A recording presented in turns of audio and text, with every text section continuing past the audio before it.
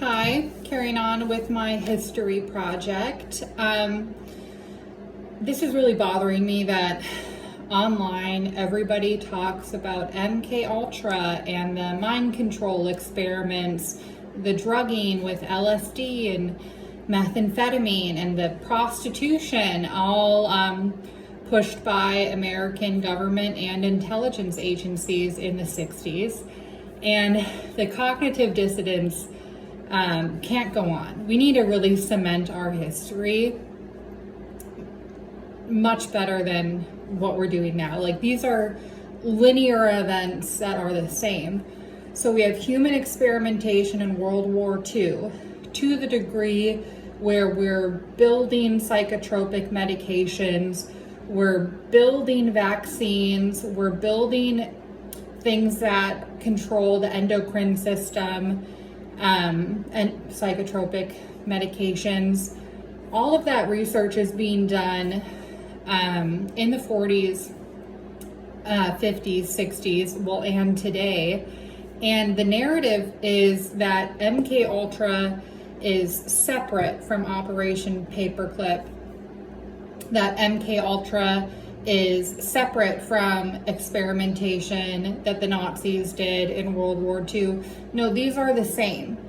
You have a research project that a scientist starts, and if you watch my other videos, this inception is with the Royal Society founded by King Charles II in the 1600s.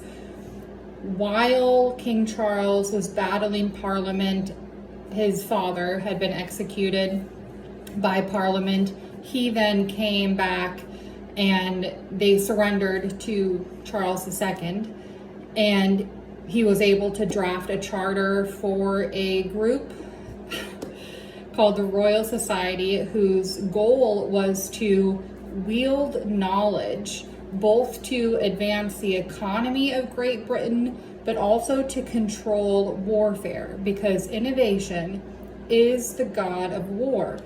It's the most successful group in all of history because they took over the world with science.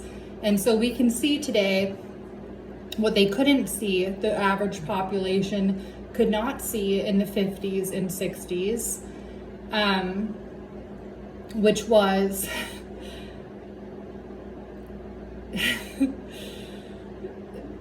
that it's obvious. It's obvious that medications, anything that has to do with a mood disorder, these are all failures. They're known failures, but we're so used to it, we can't adapt to other medicines right now.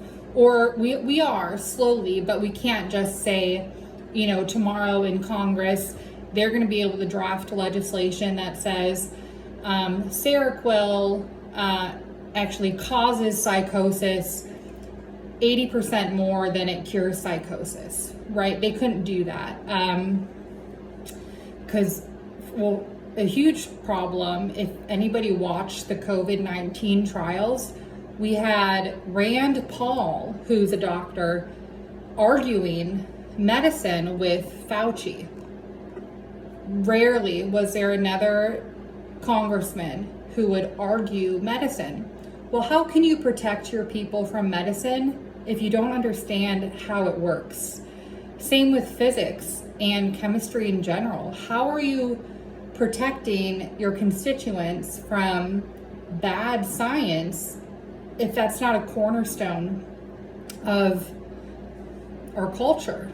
It's really something that kids usually default in math because their parents can't teach it to them, because they forget and they don't want to relearn it themselves.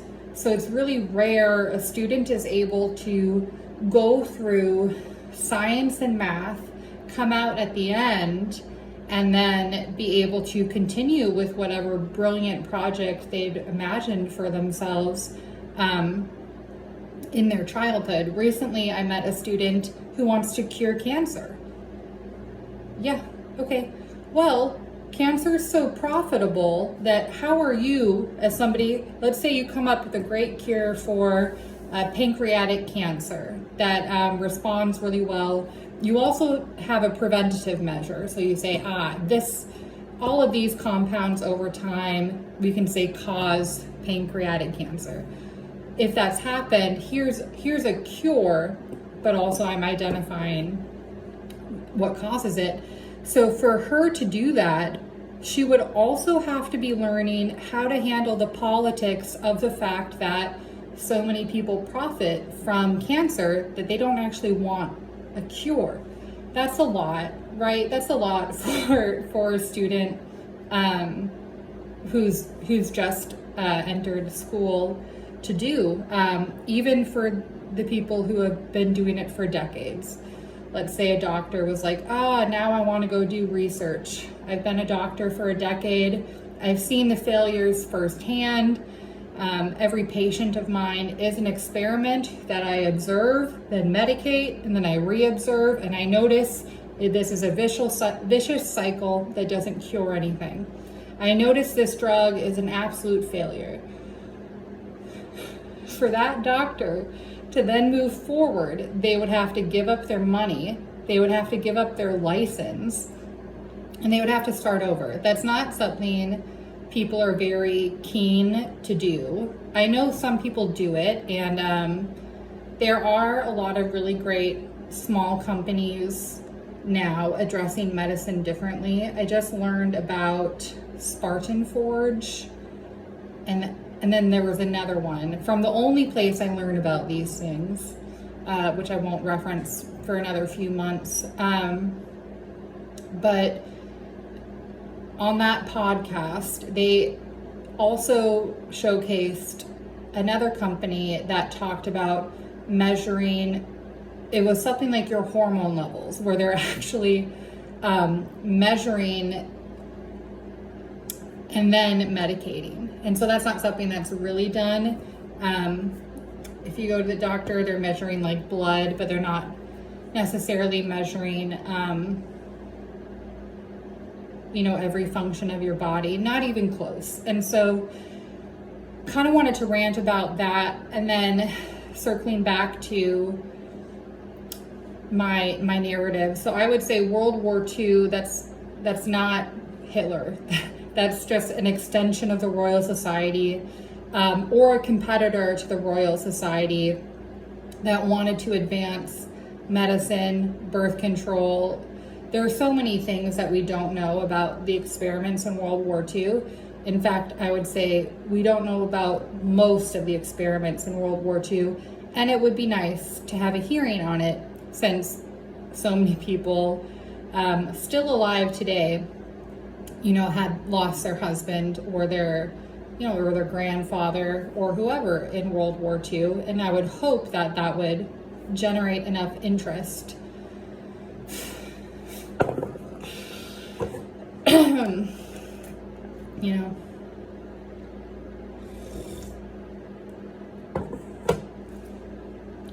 I made a high protein smoothie, and I've been feeling so much better going high protein.